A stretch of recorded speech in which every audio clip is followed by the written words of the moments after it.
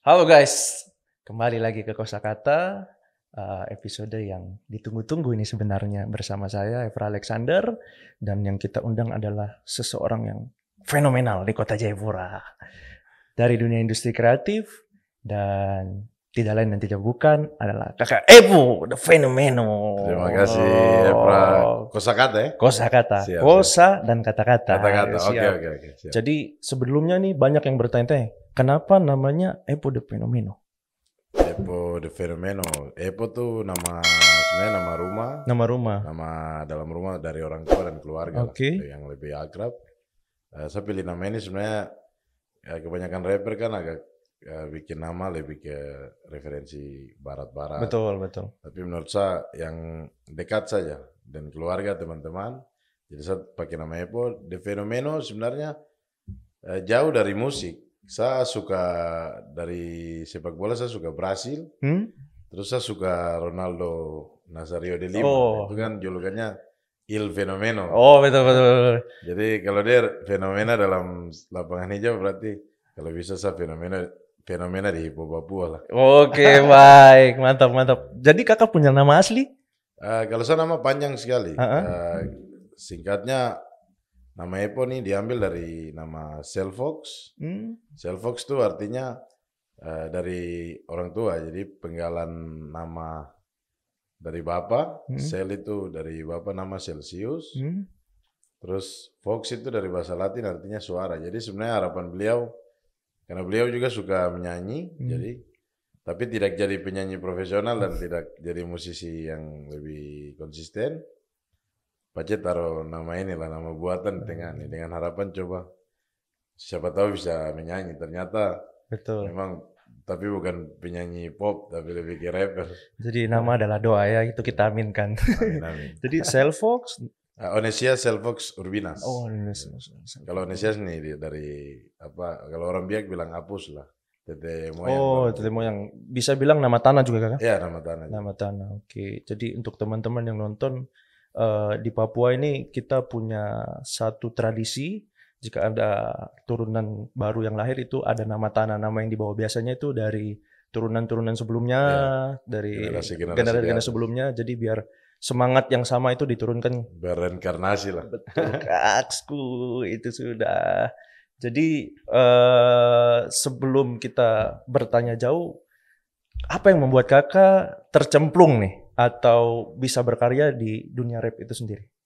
Sebenarnya kenapa bisa jadi rapper tuh lumayan, menurut saya sendiri kalau ingat-ingat ke belakang lucu juga, karena untuk berpikir menjadi seorang entertainer, pegang mic di panggung untuk menghibur banyak orang saja tuh tidak pernah terpikir di dalam sapu kepala.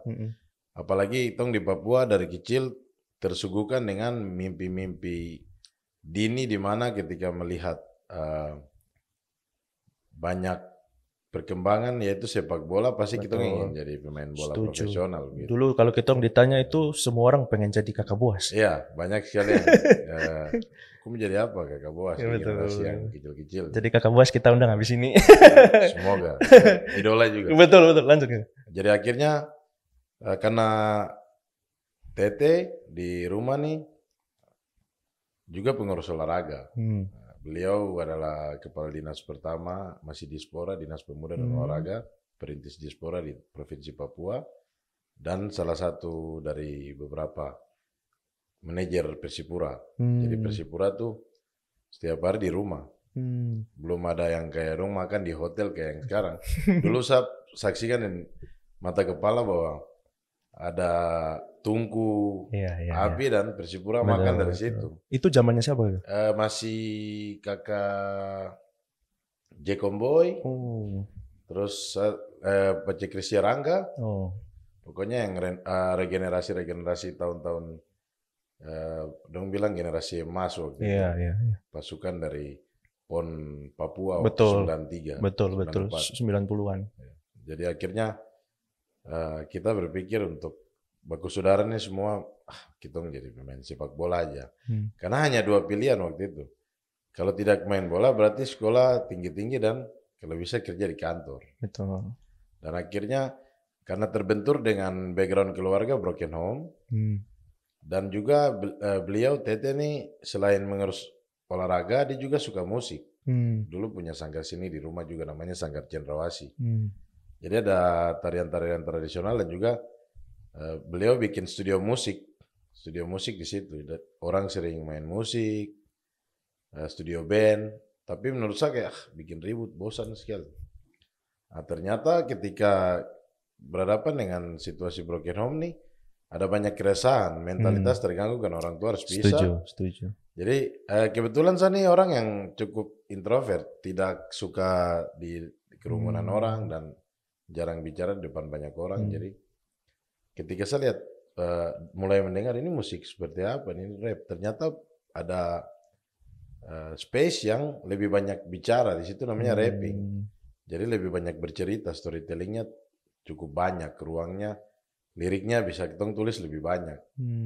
Akhirnya ketika saya dengar, saya mulai tulis di kertas, dan kayaknya saya harus coba-coba nih. Itu sekitar 2005-2006 lah.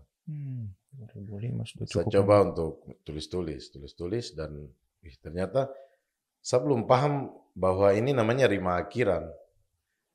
Yang bentuk-bentuk akhirannya sama seperti rima, terima, panglima seperti begitu. Jadi yang penting saya cocok-cocokkan saja. Dan ternyata 2006 tuh saya Koji datang ke Papua. Nah, waktu itu konser di lapangan Brimob dan saya semakin memantapkan diri saya harus kayak Pace deh di atas panggung. Baik. Karena yang saya lihat bukan tentang dipuji banyak orang, tapi yang saya lihat bahwa seperti yang dia bicara di atas tuh semua orang lakukan, angkat tangan dan semua lirik yang dia sampaikan tuh orang hafal. Kalau saya berpikir, saya juga tulis keresahan tentang satu background kehidupan nih, dan orang cerna itu berarti saya bisa kasih tahu pesan itu juga ke orang lain. Setuju. Tapi ternyata saya tidak mampu tulis lirik tentang itu, tentang kehidupan rumah tangga dari saya orang tua. Lebih kayak ternyata saya pas lihat ada mama-mama Papua yang duduk di lantai, jualan di lantai, ternyata saya malah tulis tentang itu. Jadi judul pertama lagu yang saya tulis tuh judulnya Tangisan Anak Negeri. Itu tulis dari tahun 2008, berani rilis dia tuh di tahun 2010 kalau tidak salah. 2010, sekitar 13. Jadi tulis untuk simpan-simpan saja. Gitu. Rekam juga untuk, kayaknya terlalu ini simpan-simpan saya dulu. Gitu. Itu jumlahnya ada berapa kata, Kang? Biasa standar kalau rap tuh bisa 100 kata. 100 kata ya? Biasa ada yang maksimal 400 kata. 400 kata. Di dalam satu lagu rap. Iya, kalau di zaman kuliah itu namanya makalah, sebisa itu. tinggal dilihat saya narasi yang dibangun dan lain-lain. Iya. Oke Kakak, sebelum itu sebenarnya cukup penasaran dengan rap. Itu di dalam rap itu dimensi-dimensinya itu apa sih? Kayak Kakak bilang tadi misalnya ada beat ya. Terus ada apa namanya yang Kakak tadi bilang kata-kata itu ada namanya sendiri. Itu apa saja yang di dalam? Jadi sebenarnya menurut saya juga banyak pelaku rap yang langsung terjun jadi pelaku, tapi belum memahami apa itu R, A, dan P. Rap itu sendiri diambil dari singkatan Rhythm and Putri. Rhythm and Putri yang artinya barisan puisi. Nah, jadi di dalam rap itu ada puisi, di dalam rap itu ada prosa, di dalam rap itu ada sajak dan lain-lain, dan dengan teknik menulisnya juga yang cukup banyak. Jadi jantung lagu rap kalau menurut saya adalah lirik karena kalau kita tarik lagi kembali ke historis musik hip hop, musik rap ini adalah musik sampling yang diambil terus diisi lirik kosakata yang banyak untuk banyak berpesan gitu.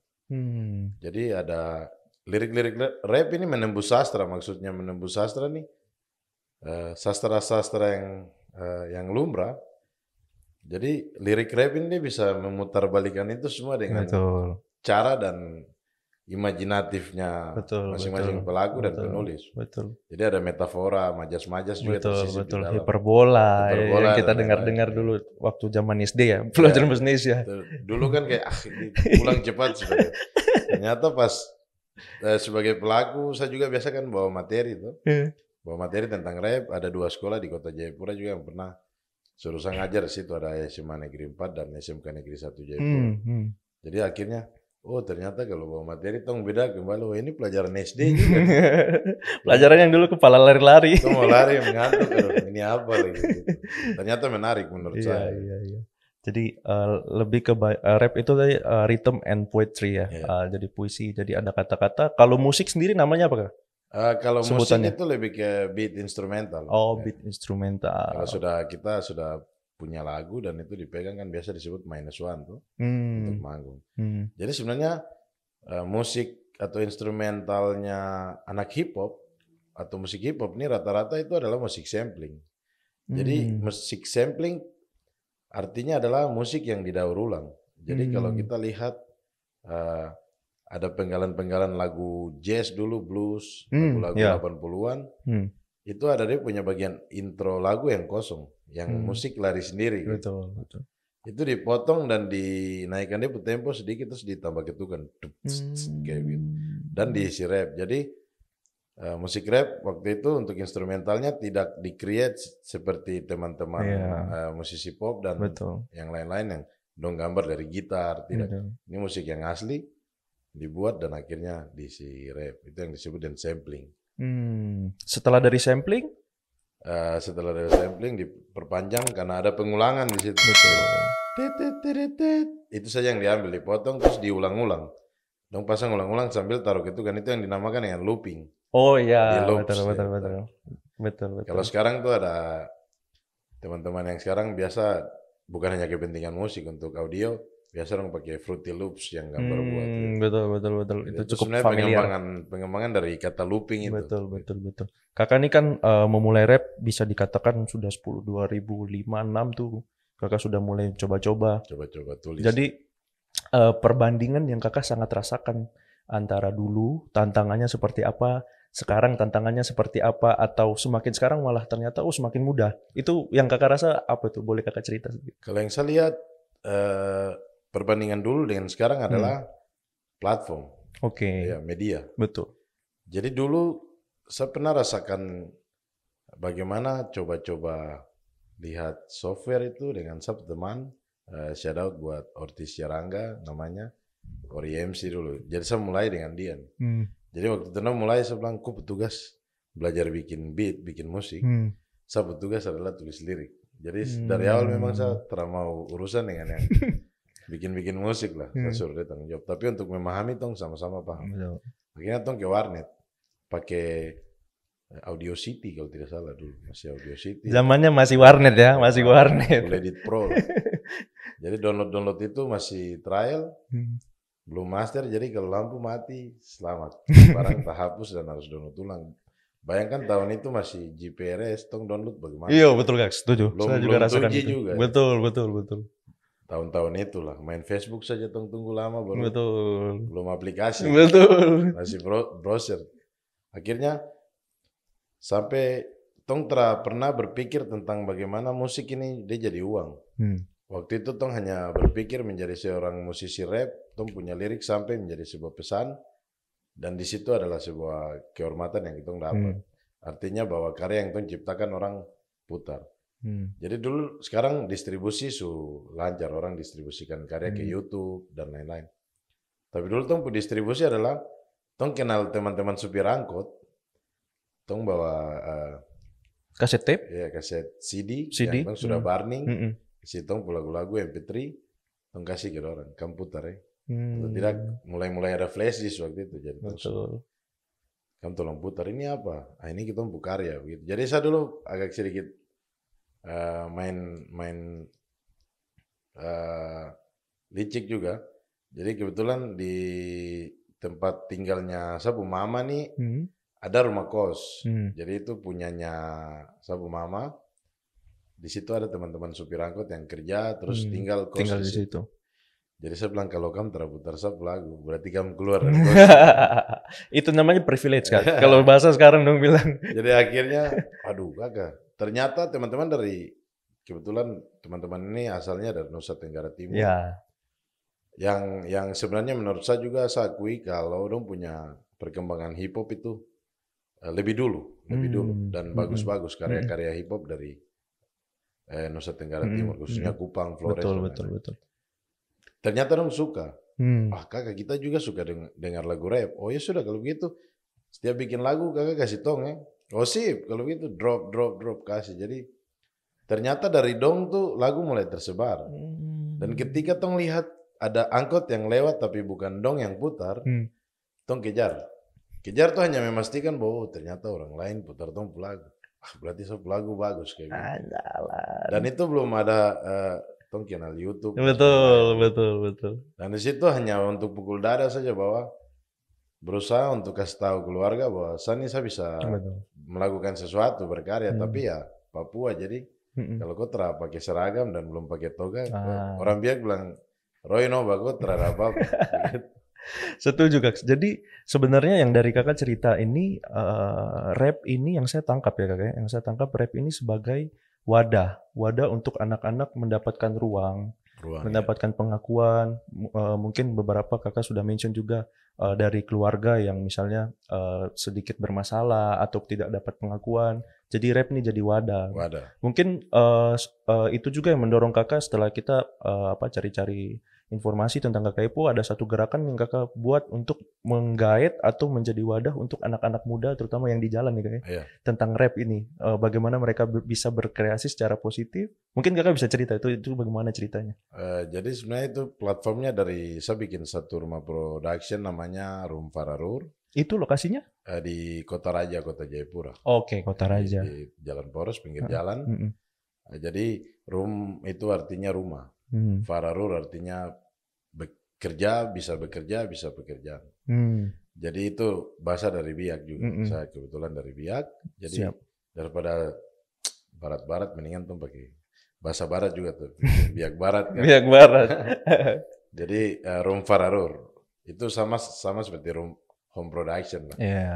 Jadi anakan divisinya kita bikin ada 6 divisi, dalam salah satunya nih kita bikin Street Battle Papua Baribut. Oke, Papua Baribut. Dulu kalau tidak salah namanya Jayapura Baribut ya. Oh, sekarang sudah Papua. Papua Baribut. Kenapa namanya berubah ke Papua? Saya bikin skopnya lebih luas untuk Papua Baribut dengan harapan kalau saya lihat movement untuk bikin wadah rap di kalau Jayapura oke lah. Sudah banyak yang sering. Bahkan komunitas lain pun untuk meramaikan acara saat ini dong juga libatkan kompetisi rap, dan itu saya terima kasih juga. Betul. Tapi teman-teman di kabupaten lain, bahkan mungkin di daerah-daerah yang lain di Papua, bahkan pelakunya ada, kreativitas dan karya-karyanya ada, tapi ruangnya tidak ada. Setuju. Akhirnya saya coba beranikan diri, saya bikin ini jadi Papua Baribut dengan tujuan saya akan datangi kota itu atau mengusahakan beberapa, mungkin tidak semua karena kita terlalu banyak uang.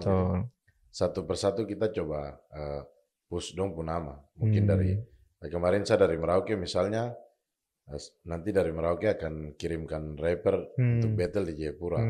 Terus teman-teman dari Timika juga bikin connection untuk kita juga bisa ajak dari Timika atau kita juga main ke Timika atau Merauke gitu. Dan harapannya untuk dari Sorong sampai Merauke. Tadi kan ada 6 divisi itu kakak tuh. Jadi salah satunya tadi yang sudah kakak jelaskan. 5-nya tuh, jadi Papua Baribut salah satu, terus salah satunya RF Studio Record, itu Room Fararur Studio Record untuk record labelnya. Oke, siap. Studio, jasa musik production. Terus ada Holy Camp. Holy Camp ini dia sebenarnya karena daripada saya bikin Room Fararur ini gado-gado, mendingan saya bikin divisi ini. Karena saya suka mempelajari alam juga. Jadi Holy Camp itu holiday and camping. Oke, baik. Jadi, saya kira Holy Camp ini Kak ini apa semacam pujian penyembahan gitu. Kayak camping kudus gitu. Jadi Holy Camp, holiday and camping itu bicara tentang travel vlog. Terus di dalamnya kita kasih beda karena ada muatan cerita-cerita rakyat, budaya, terus keresahan masyarakat di situ apa kita bantu angkat begitu. Jadi kita sudah bikin itu dan ternyata menjamur. Jadi Holy Camp Papua, di Biak sudah bikin Holy Camp Biak, di Supiori sudah bikin Holy Camp Supiori, di Merauke sudah bikin Holy Camp Merauke. Ya, targetnya kalau ada yang mau bergabung kita perluas lagi gitu. Oke, jadi sistem kerjanya Holy Camp ini adalah semacam wadah untuk misalnya ada teman-teman yang ingin berwisata gitu kah? Sebenarnya tidak menjadikan itu sebagai usaha buat kayak jasa-jasa wisata dan lain-lain. Tapi kita hanya membantu mengenalkan. Jadi kita turun langsung bikin vlog, sisanya mereka urusan langsung ke orang kampung. Jadi mungkin kita buka akses saja untuk kasih petunjuk buat ini. Kayak sekarang yang lagi rame di Tobuso di Dormena, Kabupaten Jayapura. Kita tuh di daerah situ tuh kita tim kedua yang camping situ tahun 2021. Ternyata dengar-dengar di awal 2023 kemarin lagi viral di sosial media, lagi rame. Yang di Tanjung terus ada rumput kuda, pohon kelapa. Mungkin ada pernah lihat di Instagram. Iya, betul. Itu kita duluan ke sana dan kita angkat.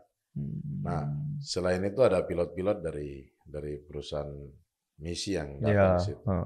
Jadi mereka hanya pakai liburan dan benar-benar komunitas lokal yang datang pertama kali untuk berkemah dan coba angkat profil dari situ. Itu lengkap arti Tobuso, jadi betul. kita angkat situ. Jadi misinya adalah pengenalan tempat ya. Pengenalan tempat, sosial dan budaya. Mungkin apa yang boleh dilakukan, tidak dilakukan, dan nilai-nilai tradisi yang di situ ya kakak. Jadi sebenarnya untuk sebagai seniman saya belajar saja, tapi apa yang saya bisa bantu untuk dorang. Betul. Karena kita kasih, ada teman-teman juga yang bisa bikin kopi, anak-anak muda situ dong dapat workshop tentang cara bikin kopi dan lain-lain. Baik sekali. Inilah namanya industri kreatif. Jadi yang dibangun tuh ekosistem. Betul, setuju. Saya sangat setuju itu kakak. Nah, selain Holy Camp apa lagi tadi kak? Holy Camp terus ada Muramuma Collection. Muramuma Collection tuh saya kasih nama JCD Knickknacks, maksudnya pernak-pernik apa saja kita taruh itu untuk jual. Jadi sebenarnya karena kita nyanyi, jadi kita punya merchandise kita jual lewat ini. Betul. Ini adalah store, terus graffiti supply juga buat teman-teman pegiat graffiti. Spray art spray pennya tuh kita jual di situ juga, tapi dengan harga murah untuk komunitas. Betul. Jadi bukan hanya aktivitas yang dijual, tapi infrastrukturnya juga. Gitu. Sama bantu teman-teman dari daerah juga. Kayak kemarin dari Biak bawa dong punya buat tangan. Sebenarnya banyak yang malu menyebutin, tapi menurut saya itu adalah kearifan lokal, daun bungkus. Kakak, saya setuju. Sip. Mantap. Daun bungkus ini saya lagi bantu promo. Kenapa? Karena menurut saya kalau bicara tentang wisata di Biak hanya melihat pantai dan lain-lain itu hal yang biasa, di tempat lain juga. Betul. Tapi apa yang identiti salah satunya yang bisa diangkat, yang bisa menarik wisatawan asing datang barang ini bisa bicara ke kancah internasional menurut saya. Betul. Karena ini kan bukan bahan kimia yang organik. Dan itu bisa dibilang turunan tradisi yang ditinggalkan, budaya yang ditinggalkan. Karena kan bukan hanya untuk hal yang dong pikir satu hal ini saja. Di Biak itu ada yang pakai berobat juga, ada yang buat tulang belakang.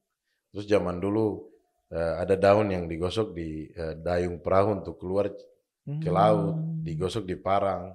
Itu banyak dan cerita itu di setiap kampung punya. Seluruh Biak masing-masing punya cerita itu. Jadi ternyata daun bungkus ini pada penggunaannya di Biak itu tidak hanya spesifik ya, jadi spesifik, lebih banyak. Memang dia herbal ya. Herbal. Jadi memang membantu masyarakat dan lain-lain. Dan ini informasi yang kita semua baru tahu. Karena ada mapping yang sudah dibuat juga dari teman-teman sana, penelitian. Mereka masuk ke semua kampung dan karena datanya masih diproses di Kemenkumham sama BPOM, jadi mungkin sebatas itu yang saya bisa kasih tahu. Tapi kita akan coba dorong ini terus. Karena menurut saya dampaknya menghidupkan perputaran perekonomian di Biak. Misalnya itu menggunakan minyak kelapa. Jadi saya bilang kamu harus bawa minyak kelapa langsung dari Tompo Mama Biak. Setuju. Terus yang berikut daunnya untuk yang punya kintal halaman. Ketika kamu bawa daun, kamu harus mensejahterakan orang yang punya halaman. Jadi ada perputaran yang menyentuh semua kita punya sesama kawasa Biak, orang Biak. Setuju. Atau bisa dibilang itu namanya kalau di dunia pertanian pertanian subsisten. Jadi dia dari hulu sampai hilirnya di situ. Jadi dia bilang bola terputar di situ saja kayaknya. Jadi tidak keluar. Betul. Dan itu ekonomi masyarakat tuh prinsipnya tuh seharusnya seperti itu. Jadi kalau bahasanya kita membahas itu dari kitong untuk kitong dijual untuk kembali ke kitorang lagi manfaatnya lagi. Dan itulah namanya ekosistem tadi. Jadi bukan hanya di industri kreatif seperti itu, tapi pada prinsipnya memang kita dulu sudah hidup guyup ya, gotong royong. Memang kita budaya itu kan budaya komunal, berkelompok, saling bantu. Makanya ada filosofi mata rumah ya, begitu-begitu. Keret-keret. Betul, setuju. Dan akhirnya dari yang Kakak Epo ceritakan ini, saya sadar bahwa sebenarnya perkembangan industri kreatif semakin ke sini tuh tidak lepas dari masa lalu. Iya. Dari kita pun masa lalu yang menceritakan bahwa ya ternyata kita dulu sudah hidupnya saling membantu satu sama lain. Sampai ke sini jadi kita harus saling membantu juga. Kalau di kaitannya dengan rap lagi kah? Ekosistem apa yang ada di dalam situ? Misalnya selain tadi Kakak sudah cerita, misalnya ke depan Kakak prediksi apakah dia akan berkembang seperti ini, bagaimana? Iya, jadi menurut saya ini bahkan belum ada orang, menurut saya, untuk itu masih duduk-duduk di pinggir jalan, teman-teman rapper. Saya tuh bahkan sudah bilang sama teman-teman yang lain bahwa suatu saat rap di Papua ini dia akan berindustri. Betul, setuju. Dan akhirnya dari 2016 itu embrionya mulai kelihatan. Dan sampai dengan hari ini, akhirnya memang benar, dari luar pun juga lagi cari panggung di Papua buat industri rap ini. Nah, yang saya khawatirkan adalah jangan sampai ketika rap ini sudah mulai bertumbuh dan kita sudah lihat karya-karya rap dari Papua nih sudah di cover sama artis-artis di nasional dan penontonnya cukup banyak juga. Jangan sampai kita jadi orang kedua lagi, kita bertempat sendiri, itu yang saya. Betul, kita tidak menjadi tuan di kita tanah sendiri. Apalagi musik hip hop ini di-create dan diperjuangkan sama lokal-lokal talent yang ada sini, lokal-lokal heroes yang ada sini. Jangan sampai kita malah bergantung lagi sama orang. Kenapa tidak? Industrinya kita bikin sendiri, kita kelola sendiri dan dampaknya bisa untuk generasi ke bawah lagi. Jangan orang dari luar setel lagi, nanti kita nggak setel gitu. Setuju Kak. Jadi kalau untuk melengkapi itu yang diperlukan itu apa instrumennya? Yang diperlukan sebenarnya pertama pemahaman tentang bisnis develop dulu untuk di manajemen musik ini kan perlu banyak edukasi. Kita banyak sharing. Terus platform penunjang yang lain adalah IO ini juga harus upgrade di lokal sini dengan menghargai riders artis lokal, menghargai red card. Dan kebalikan ketika IO sudah menghargai riders dan red card artis lokal pun sebagai entertainer harus mempersembahkan penampilan dan kualitas yang profesional. Jadi do it as a profesional gitu ya. Jadi melakukannya sebagai profesional. Jadi feedbacknya jelas. Jangan kita menuntut harus jadi tuan di rumah sendiri, dibayar mahal baru kita punya performing dan penampilan masih begitu-begitu saja. Setuju. Ini juga kadang saya bilang harus 50-50. Kita bersuara tapi harus ada solusi juga. Betul. Jadi itu simbiosis mutualisme itu sendiri. Dan manajemennya harus rapi. Ini menurut saya masih harus itu pekerjaan rumah yang perlu dirapikan. Selain itu Kakak, kalau kepastian secara hukum apakah perlu? Sangat. Contohnya untuk digital digital license untuk copyright digital buat karya-karya.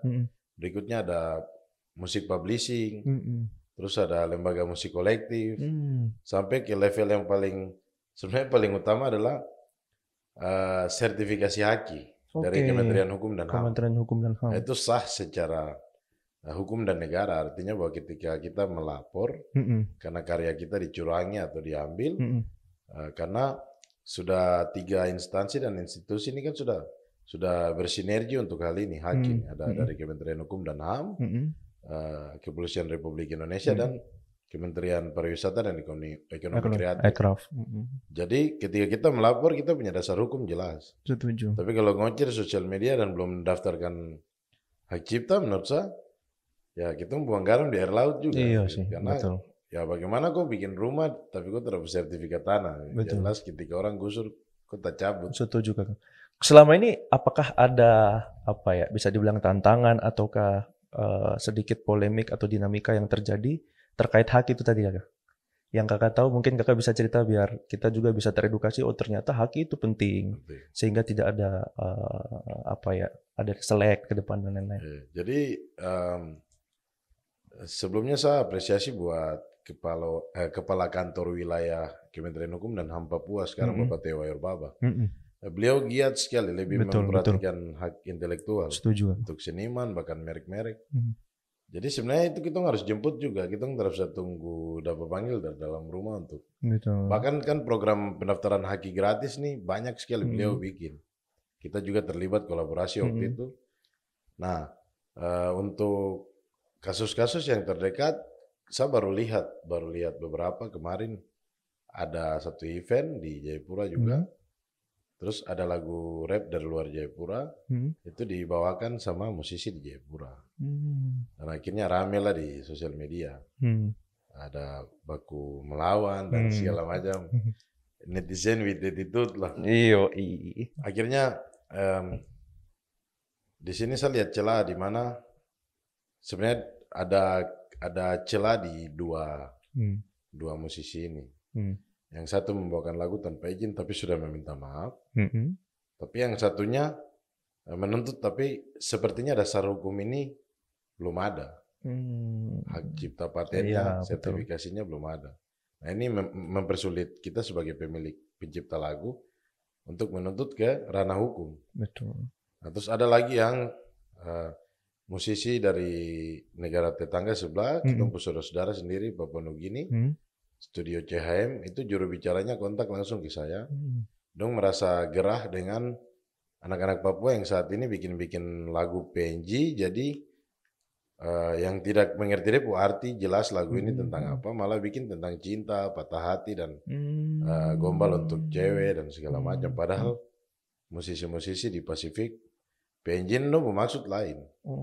Dari pihak Studio CHM sempat buat satu ultimatum bahwa kalau tahun ini 2023 tidak ada klarifikasi permohonan maaf atau karya-karya cover ini di take down, berarti aliansi musisi PNG dong akan datang ke Jayapura untuk buat satu tuntutan lah. Karena menurut orang kan, wah musisi Papua nih hebat-hebat, bahkan di Pasifik musisi Papua punya kapasitas besar, dari itu punya legend orang. Tapi kenapa dong generasi ini malah caplok ketemu karya dari sana? Kenapa kamu tidak bikin lagi? Nah, itu yang bikin dong ketawa. Dan itu yang saya sebagai musisi Papua dalam hal ini rapper merasa rendah juga karena dong ketawa. Iya sih. Akhirnya itu jadi bahan ketawa di sana. Bahan bercandaan. Bahan bercandaan. Jadi menurut saya, wah, harusnya kita kasih tunjuk bahwa kita ini yang kakak di sini. Setuju. Kita bisa berkarya lebih. Kalau menurut kakak Ipok, kenapa hal itu terjadi? Itu yang saya bilang, ada seniman yang memang mencintai seni dan ada seniman yang menunggangi seni. Dan itu menurut saya terpantas disebut seniman. Artinya bahwa kreatif boleh, tapi jangan sering-sering mencuri. Karena saya belajar dari grup lama, kita pernah ambil lagu dari sana, bikin lagu yang judulnya Percuma, Sanisu berjuang. Iya. Nah, itu kan dari sebelah sebenarnya. Dari situ kita komitmen untuk coba bikin original saja. Yang otentik. Akhirnya itu dihapus dari YouTube, kita hapus. Tidak ada di YouTube sama sekali yang kalau ada pun itu orang re-upload.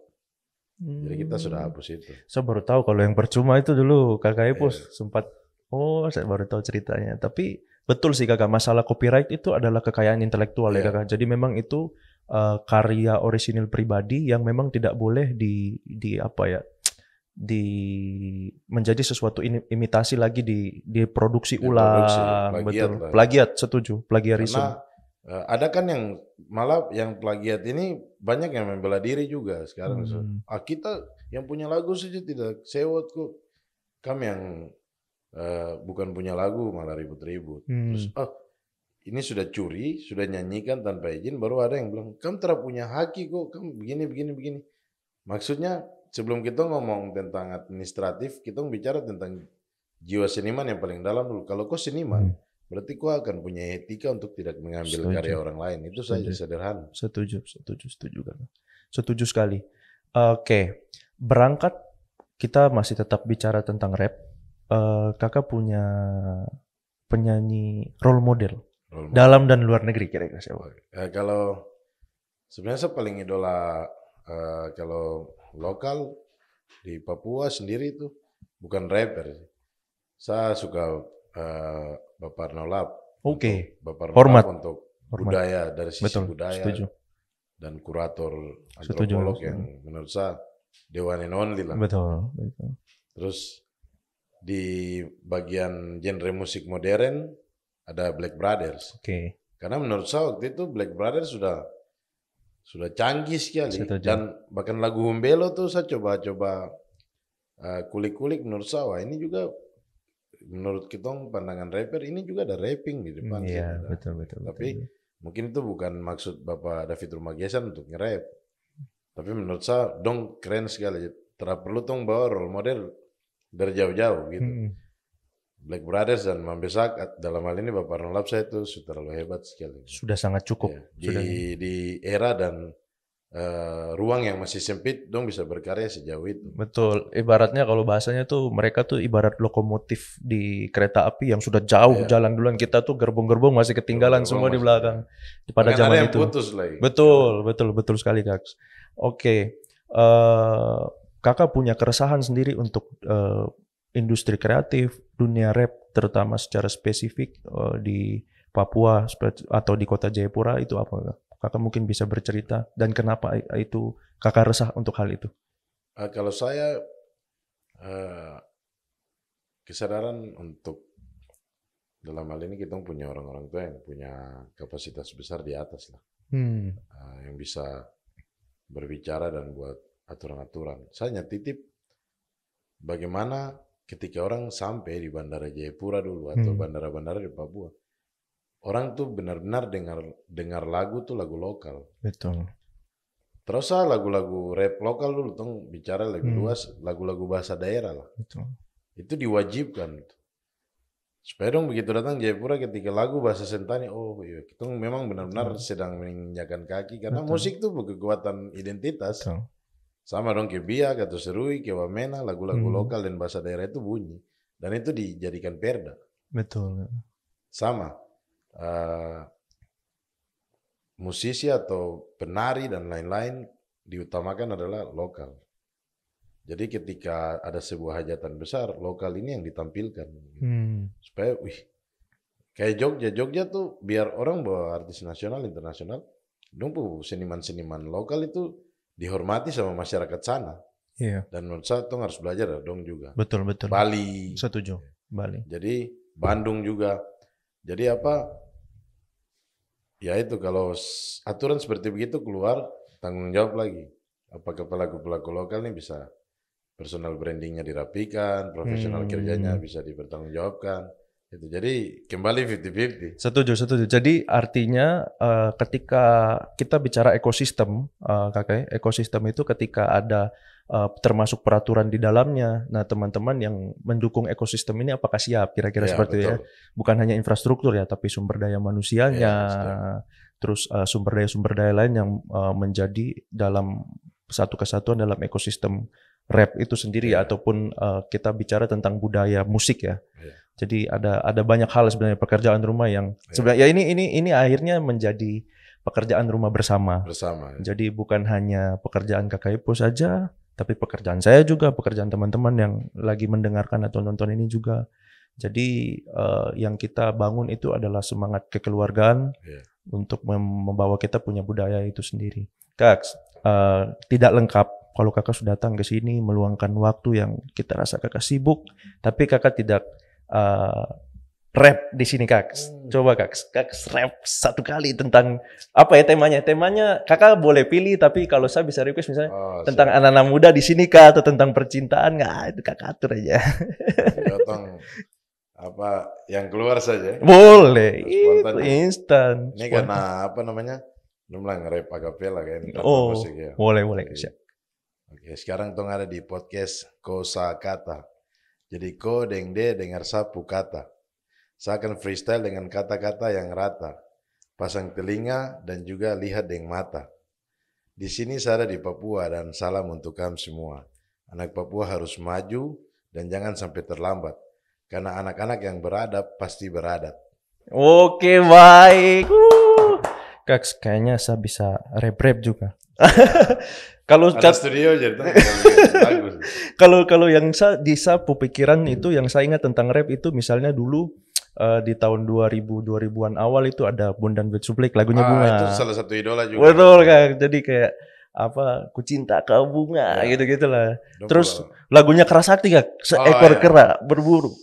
Sindikat 31. Betul. Setuju. Betul. Jadi itu yang saya mengenal rap pertama kali dari mereka. Tapi setelah kesini industri kreatif tentang rap itu berkembang. Dulu waktu saya SMA tuh ada kita kakak Star Is. Oh, shout out, itu legend juga. Legend, parah. Cuma aku saja. Ya. Betul Kak, cuma aku saja. Betul, itu legend parah. Jadi kadang setelah tahun 2010 ke atas saya sempat sekolah di Jawa. Nah lagu-lagu ini saya masih dengar. Termasuk lagu-lagunya dari kita pendahulu Black Brothers, lagu-lagu daerah ini justru yang memberikan kekuatan ke saya. Itu spirit betul. Apalagi kalau lagi jauh dari Papua. Kak, parah. Itu tuh kita putar tuh di bulan Desember biasa. Natal di dusun yang kecil tidak bisa pulang. Tapi itu menjadi refleksi untuk kita, orang-orang tua dulu itu bisa berlayar cari ikan kemana-mana dengan musik, menyanyi. Itu semangatnya mereka. Nah itu yang menjadi patokan untuk kita dulu di sana. Oh, bagaimana lagu ini memberikan semangat untuk kita mendapatkan ilmu dan kita pulang, gitu. Dan itu harus diangkat dan itu harus diproduksi lagi karena industri kreatif ini adalah kita zaman sekarang, guys ya. Kaks, rencana ke depan akan ada kegiatan apa, event apa yang Kaks akan lakukan? Papua Baribut paling tetap puji Tuhan jalan terus. Amin. Tapi yang mungkin saya lagi kejar nih lebih ke saya mau rilis album. Oke, baik. Ini album keberapa atau baru pertama? Ini album untuk pribadi, album kedua. Oh, album kedua. Jadi album pertama sebenarnya ada. Jadi itu EP album, isinya 4 track lagu. Judul albumnya Fenomenatal. Oh. Jadi fenomena saat sesudah dan sebelum Natal di tanah Papua. Jadi saya lupa bawa fisiknya, semoga nanti saya bawa. Siap Kaks, nanti kita. Jadi itu dirilis di semua digital platform, saya udah bikin fisik DVD. Iya. Nah, jadi ini album kedua. Mungkin rencananya kalau tidak ada halangan tahun depan. Amin. Tadinya mau tahun ini bulan Oktober, cuma kayaknya sudah kerja sabar-sabar. Biar kualitas juga ikut dijaga. Betul. Orang Jayapura bilang merayu pelan-pelan. Jadi kalau di dalam album itu ada berapa lagu Kak rencana? Rencana EP juga. Mungkin 5 lagu, tapi saya masih dilema. Coba mungkin 10 lagu full album kan. Nanti kita lihat saja. Bilang sesuai dengan dorongan. Kan? Siap Kak. Nanti kalau Kakak mau rilis, kita undang lagi. Siap. Kita undang Kakak untuk promote di sini.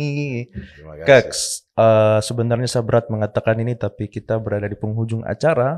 Satu yang saya ingin dengar dari kakak-kakak, dari Kakak Epo, pesan untuk kita buat anak muda Papua terutama. Apa Kakak? Ini saya sering kasih tahu ke adik-adik yang tong biasa duduk sama-sama sharing. Sebelumnya saya minta maaf kalau kata-kata ini menurut yang lain agak kasar, tapi menurut saya kita harus segera bangun dan berhenti untuk keracunan dan mabuk dalam kata-kata Papua ini tanah kaya dan Papua ini tanah yang diberkati. Karena menurut saya jangan sampai kita mabuk dengan kata-kata ini dan keracunan dengan kata-kata ini sampai akhirnya kita merasa tanah dia sukai, jadi kita malas bekerja, malas bangun dan malas bekerja dan bergerak. Mari kita anggap kita adalah manusia yang sama berdiri di atas tanah yang harus dikelola untuk jadi sumber kehidupan untuk kita orang. Jadi jangan sampai kita ketinggalan dan keracunan dengan kata-kata ini sampai kita manja. Setuju. Kita harus kerja keras. Kalau tanah dia kaya, kasbi dia tidak akan lompat keluar dari tanah sendiri untuk tangkap. Kita harus gali kerja dulu. Ada keringat yang harus keluar. Seperti begitu. Big shout out. Aplaus untuk kakak punya. Tapi itu betul kakak. Jadi jangan sampai kita dinina bobokan ya. Iya. Dengan kata-kata itu akhirnya kita kayak tidak usah kerja, kita punya semua. Oke, kali nanti kan Mujair tanya, kakak ada umpan kan terlalu begitu. Betul. Meskipun ikan banyak pun tong harus tangkap. Gitu. Betul. Setuju kakak.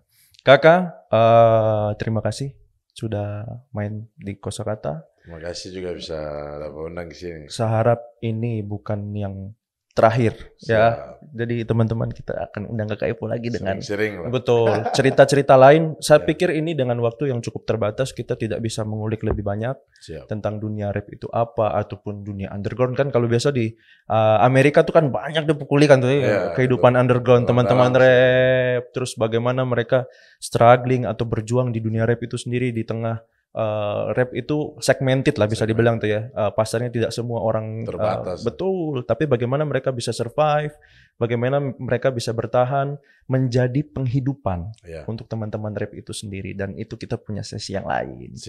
Kakakku, terima kasih. Thank you, Evra. Tuhan memberkati, sukses terus karyanya. Amin. Yang paling penting adalah karyanya bisa berdampak. Amin. Untuk kita orang-orang Papua dan untuk kita tanah Papua. Teman-teman, sekian. Saya Evra dan Kakak Epo. Oke, nantikan kita di episode selanjutnya dan